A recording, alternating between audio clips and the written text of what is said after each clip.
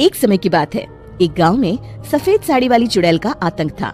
चुड़ैल रात भर गांव में घूमती और गांव का जो भी आदमी उसे दिखाई देता उसे वो घायल कर देती। अरे कोई तो बचाओ, मर गया रे। एक रात हरिया अपने खेत से अपने घर लौट रहा था कि तभी अचानक उसके सामने चुड़ैल आ जाती है। अरे बाप रे, ये चुड़ैल कहाँ से आ गई? आज तो मैं गया काम से।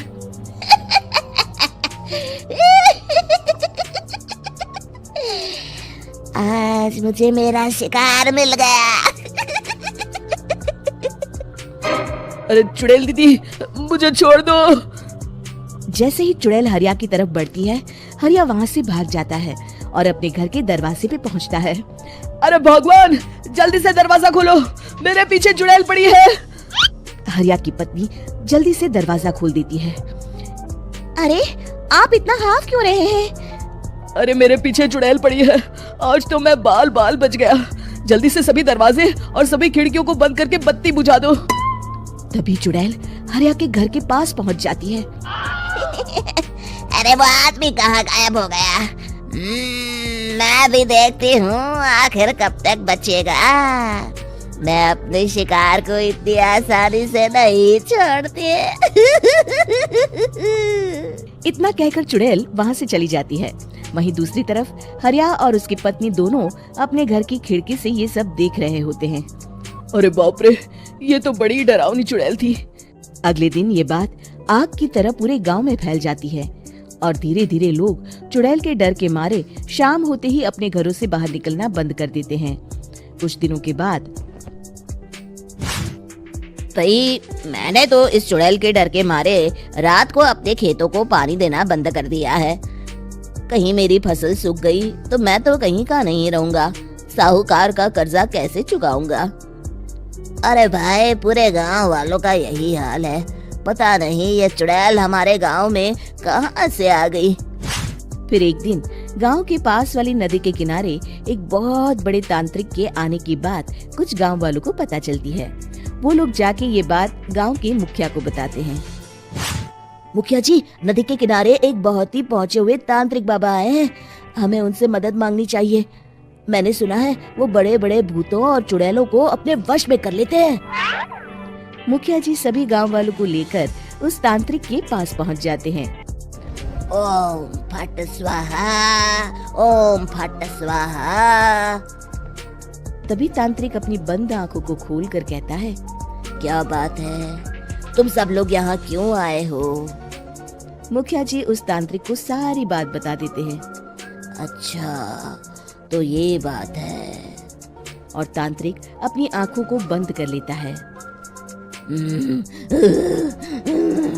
मैं देख रहा हूँ तुम्हारे पूर्वजों ने बहुत पाप किए थे, जिससे ये गांव अब श्रापित हो चुका है। उसी के फल स्वरूप तुम्हारे गांव में चुड़ैल आई है। ये चुड़ैल बहुत खतरनाक है, ये किसी को नहीं छोड़ेगी। हे भगवान, मर गए रे, अब क्या होगा? तभी गांव के मुखिया जी कहते हैं, बाबा, इस चुड़ैल से हम सबको बचा लीजिए, कोई तो उपाय होगा। इसका सिर्फ एक ही उपाय है, सभी गांव वालों को बारी बारी हर दिन अपनी आधी फसल उस पहाड़ी के ऊपर बनी काली गुफा में छोड़ के आनी होगी। तभी उस चुड़ैल की भूख मिटेगी और श्राप का प्रभाव खत्म हो जाएगा और तुम सब जिंदा बच जाओगे। सभी गांव वाले उस तांत्रिक की बात को मान लेते हैं और वहां से चले जाते हैं। फिर अगले दिन से रोज उस गांव के लोग बारी बारी से अपनी आधी फसल उस काली गुफा के पास जाकर रखाते। कुछ दिनों बाद हरिया की बारी आती है।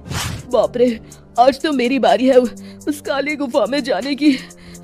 क्या करूं, वो तो बड़ी खतरनाक चुड़ैल है।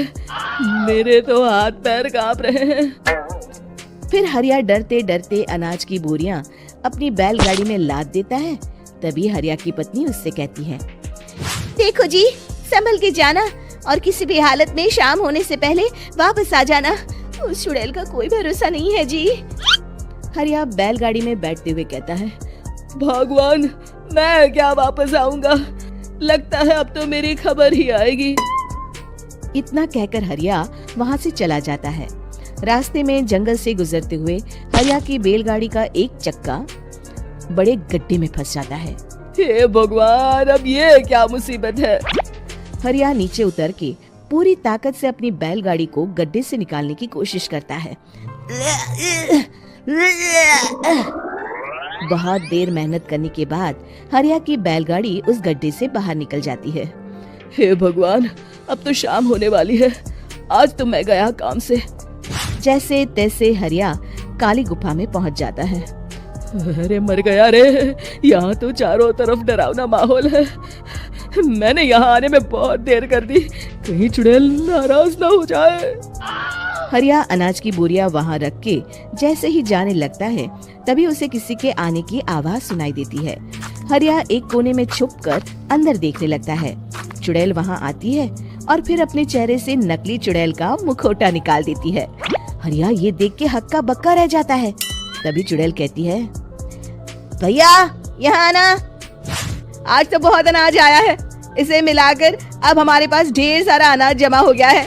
कल ही हम इसे शहर में बेच आएंगे और माला माल हो जाएंगे। तभी अंदर से नदी के किनारे वाला तांत्रिक बाहर आता है। अरे ये तो तांत्रिक बाबा है। हाँ, अब तो हम दोनों की जिंदगी मजे में कटेगी। गांव वालों को बेवकूफ बनाना इतना भी मुश्किल नहीं था। लोग तो तुम्हें सच में असली चुड़ैल समझते हैं। हाँ, तुमने सही कहा। अब ये गांव वाले चुड़ैल के डर से जिंदगी भर इस काली गुफा में अनाज पहुंचाते रहेंगे। अच्छा, तो ये बात है। ये दोनों पूरे गांव वालों को बेवकूफ बना रहे हैं। अभी जाकर सबको बताता हूँ। हरिया उन दोनों की पूरी बातें सुन लेता है और जल्दी से वापस गांव में आता है। गांव वालों को पूरी बात बता देता है। इससे पहले वो दोनों हमारा अनाज लेकर शहर जाए, हमें उन दोनों को पकड़ना होगा। उधर दूसरी तरफ नकली तांत्रिक और नकली चुड़ैल बनी औरत एक बड़ी गाड़ी में सारा अनाज लाद के वहाँ से निकलने की तैयारी कर रहे होते हैं। जल्दी करो, इससे पहले हमें कोई देख ले, हमें यहाँ से निकलना होगा।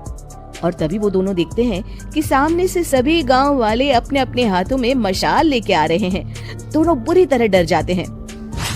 रुक जाओ, तुम दोनों का भांडा फूट चुका है। अरे मर गए रे, ये गांव वाले कहाँ से आ गए?